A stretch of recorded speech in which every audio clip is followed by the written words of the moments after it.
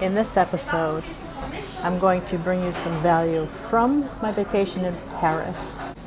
I have 6 success traits that help you with practical steps in business. And the acronym for them is INVENT: inquisitive, nerve, voice, energy, nourish, and tenacity. Today I'm going to go over how do you deal with rejection, because I'm telling you, you're going to have a lot of rejection in this invention business. But I'm going to teach you how to kind of twist it around in your mind and actually kind of laugh at the rejection. And while I'm here in Paris, yes, I'm taking time out to give you value as things come into my head. So, for instance, I went to the Eiffel Tower, and I had learned that the Eiffel Tower was built as a temporary structure for the World's Fair in the 1800s, and it was really made fun of by the intellects and artists at the time, and they did not like the design whatsoever. They wanted it taken down. Okay, so flash forward to now, right? Think about if you were that designer, how pounded on you would feel, the rejection. And now it is a world-class icon. Who's laughing at who? So you can't let these people's opinions get into your head, because if someone, just one person, likes your design, your idea, your thoughts, you have an audience. There's a marketplace for it. So don't be just pounded into the ground by this rejection. Another thought I had, at the Louvre, why is Mona Lisa so popular? Nobody can tell you. It's like hundreds of circumstances. It became popular because it went into the Louvre after it was in Napoleon's bedroom. And then because of the traffic in the Louvre, they went to that painting. That painting went up in its popularity. Then, of course, it was stolen, and the heist brought even more attention to it. That smile issue with it, the half smile, didn't come around till the 19th century or so.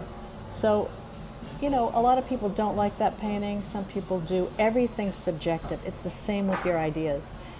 However, your ideas have to solve a problem, be quicker, be easier, be better, be made of a new material, you know, but if it has those caveats or even one of them, and you think it's useful and has merit, then it does, and you have a marketplace for it.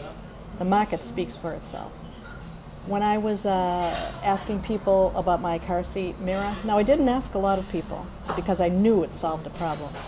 And I just wanted a couple of people's opinions that I really trusted. One of them said they would never attach that to a back seat upholstery. And I went home and I thought about this and I said, wait a minute. They don't even have a baby, so they don't know the problem I had as a new mother not seeing the baby.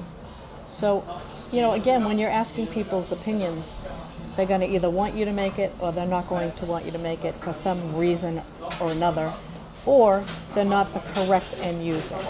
So my thought for today from Paris, bringing you value, I hope, is don't get pounded into the ground by the rejection you will get because you only have to convince one person. It takes years sometimes to get these ideas where they should be, because the timing has to be right.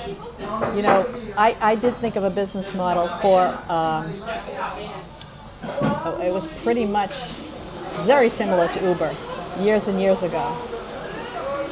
The market wasn't ready for it. So you've got to just be aware a little bit of what the market is. It's not that your ideas are bad, but your ideas might not be there at the right time, so just shelve them and go to your next idea. You know, the fact that your item solves a problem or possesses a new technology, it's cheaper, it's easier to use, those are all benefits. That's all you have to sell to a company for them to take your product on and license it, or you to go into business for yourself and find a manufacturer.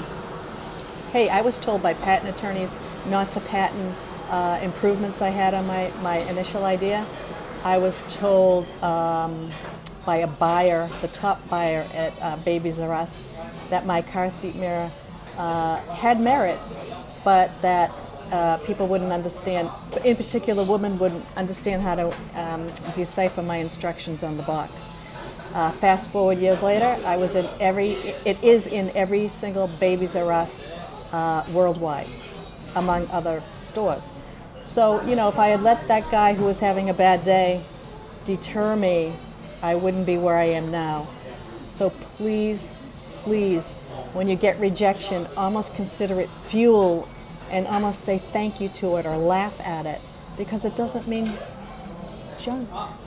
It really doesn't. Keep moving. Happy inventing.